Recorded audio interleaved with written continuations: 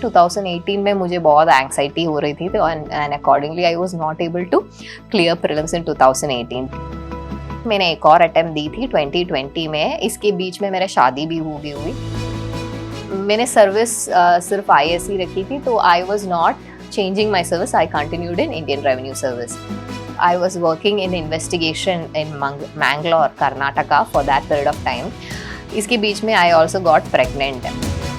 Pregnancy भी साथ में मैनेज करना था एंड देन मेंस भी लिखना है, तो वो पूरा एक it was a big question mark.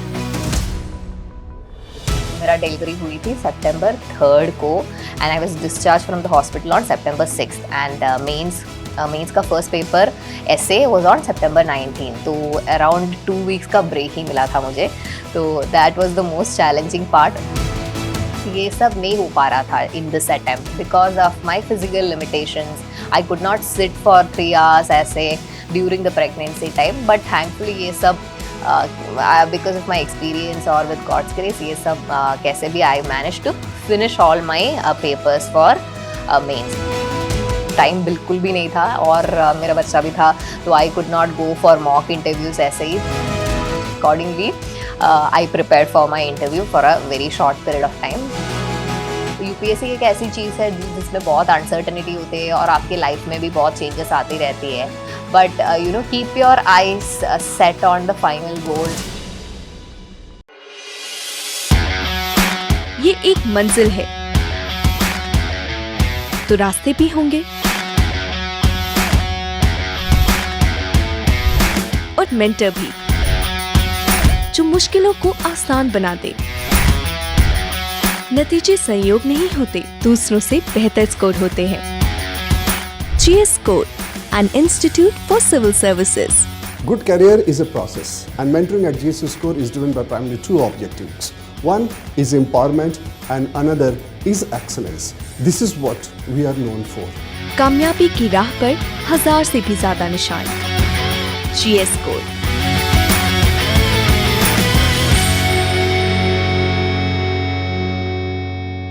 Hello everyone, मेरा नाम मालविका जी नायर है और UPSC CSE 2024 में मेरा 45th रैंक आई हुई है।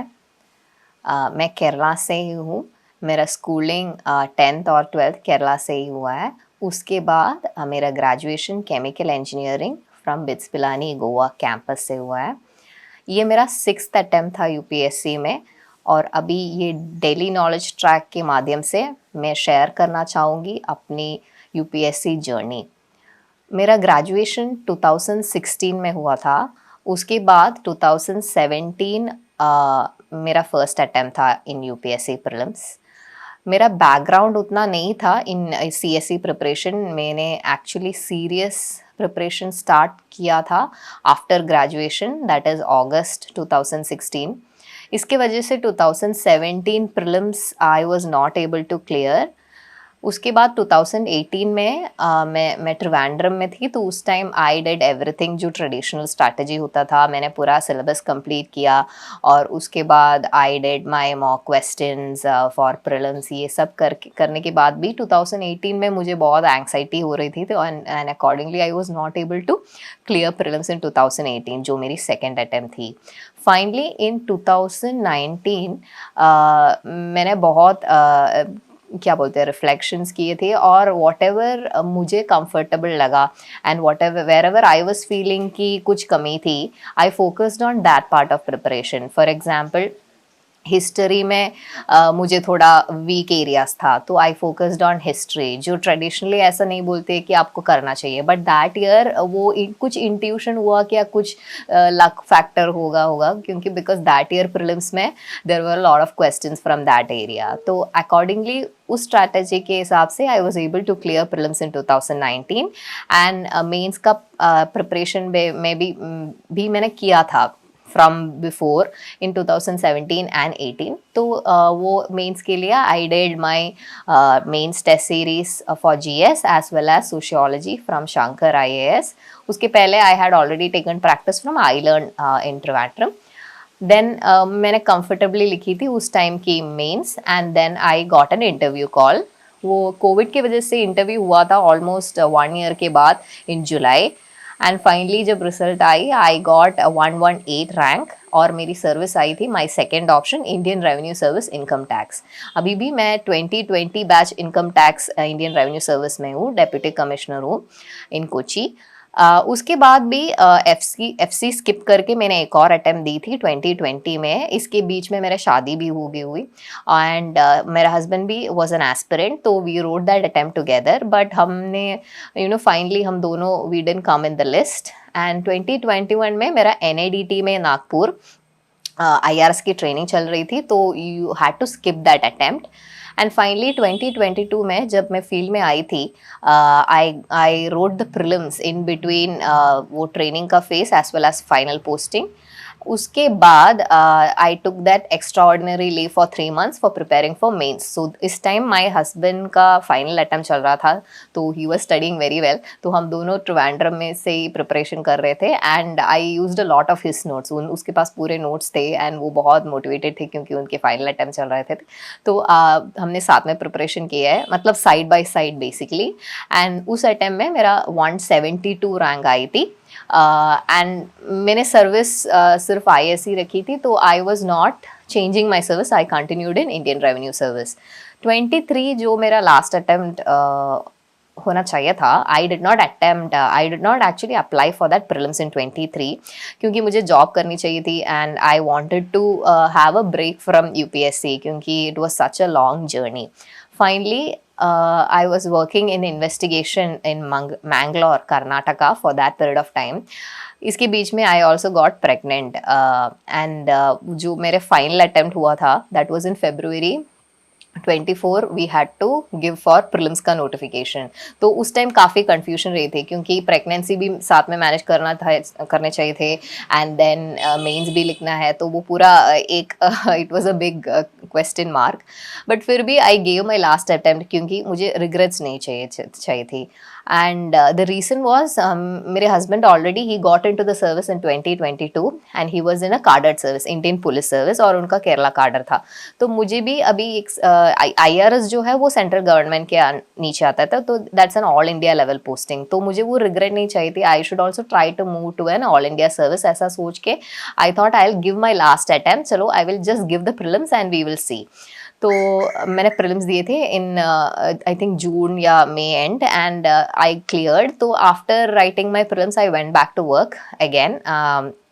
उसके बीच में I was trying to do some preparation for mains, और ये थोड़ा डिफ़िकल्ट था क्योंकि अभी मेरा जॉब भी था वो मोस्टली डेस्क ओरिएंटेड थे अभी, क्योंकि बिकॉज ऑफ माई प्रेगनेंसी, और वो फिजिकल चैलेंजेस थे प्रेगनेंसी की वजह से, बहुत टायर्डनेस, फैटिग, ये सब थे। एंड इसके साथ में I had to do some UPSC preparation, तो मैंने सोशियोलॉजी पे फोकस किया। I try to write some answers till the prelims results came. तो results came pretty soon, 20 days के बाद रिजल्ट्स आए, तो and I was able to clear.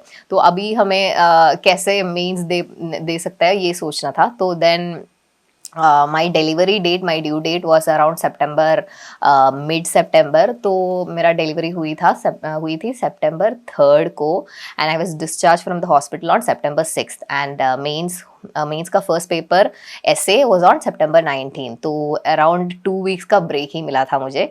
तो that was the most challenging part. उस time पे मेरा फैमिली ने बहुत सपोर्ट किया। My mother is a gynaecologist, उन्होंने इतना इनकरेज किया कि नहीं कर पाओगे, यू विल रिकवर, आपका मतलब health wise you will be okay, mentally also you can do it, आपका एक्सपीरियंस है पहले से ही। तो that motivation help me allot.